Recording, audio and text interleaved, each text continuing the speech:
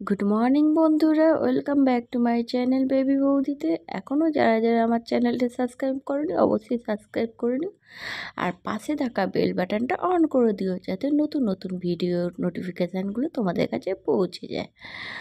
তো ঠান্ডাটা না একটু একটু কমেছে, কী বলো তো, সরস্বতী পুজোর পর থেকে বেশ ঠান্ডাটা ভালোই কমেছে। যাই হোক, ঠান্ডা কমেছে বলে তাই জন্য আজকে খুব সকাল সকাল উঠে পড়েছি।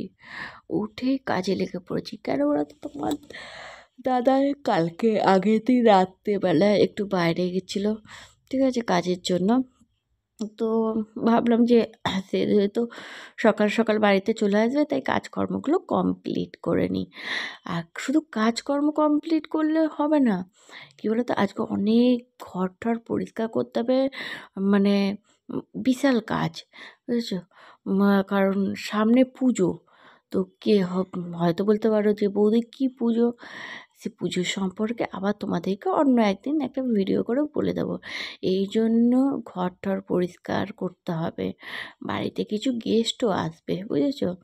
যাই হোক, চলো, তোমাদের সাথে গল্প করতে করতে আমার কাজগুলো কমপ্লিট হয়ে গেল, বুঝেছো।